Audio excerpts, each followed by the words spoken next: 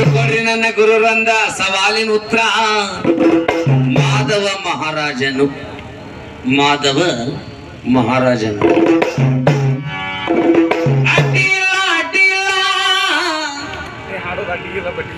ನೀ ಭಜನ ರಾಮಾಯಣ ಹಾಡೋದು ಅಡ್ಡಿ ಇಲ್ಲ ಸರ್.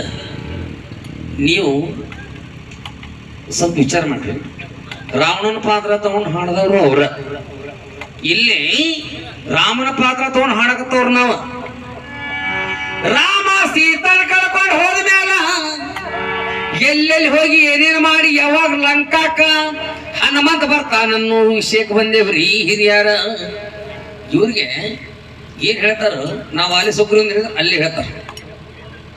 ಎಲ್ಲಿ ಹಿಂಗ ಭಜನ ಮಾಡಿಸ್ಬೇಕು, ನನಗೆ ಹಿಂಗ ಭಜನ ಮಾಡಿಸಿದ್ರೆ ಯಾರು ವಿದ್ಯಾವಂತರ ಅನ್ನೋದು ಕೂತಕ.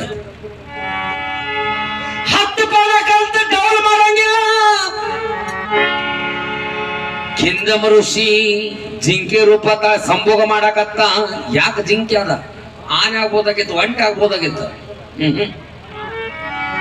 ಜೇನು ತುಪ್ಪನ ಯಾಕೆ ಹಾಕಿದ್ರು?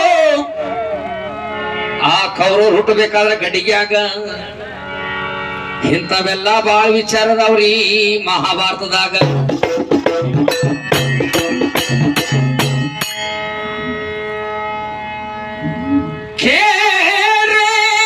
ಕನಕೋರೀಶ್ವರ ಗುರುಗಳ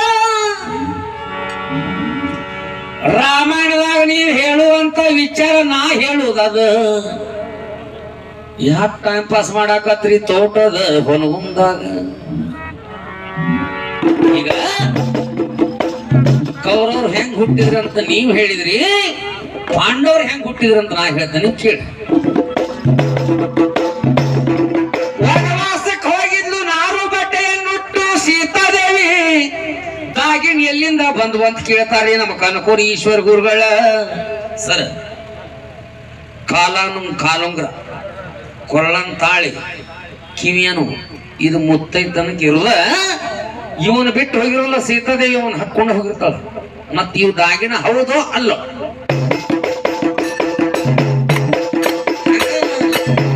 ದೇವ್ರ ಬಾಯಿ ಕೊಟ್ಟಂತ ಹಂಗ ವಾದ ಮಾಡೋದು ನಂಗೆ ನೆನಪಾಗ್ಲಿಲ್ಲ. ಆಗಲೇ ಪಾಳ್ಯಕ ಕಿವಿಯಾನು ಓಲೆಗಳನ್ನ ಹಾಕಿರ್ತಾಳು, ಮೂಗ್ಬಟ್ಟು ಹಾಕಿರ್ತಾಳು, ಕೊರಳಾಗ ತಾಳಿರ್ತೈತಿ, ಕಾಲುಂಗ್ರ ಇರ್ತಾವ. ಅವು ದಾಗಿನ ಹೌದೋ ಅಲ್ಲೋ? ವಾದ ಮಾಡಕತ್ರ ಬಾಳ ಐತಿ. ಏನ್ ಹೇಳ್ಯಾರ, ಏನು ಘರ್ಷಣೆ ಮಾಡೋದಿಲ್ಲ, ಏನ್ ಸುಮ್ಮನೆ ಆಡ್ಬೇಕಂದ್ರ ಕೇಳ.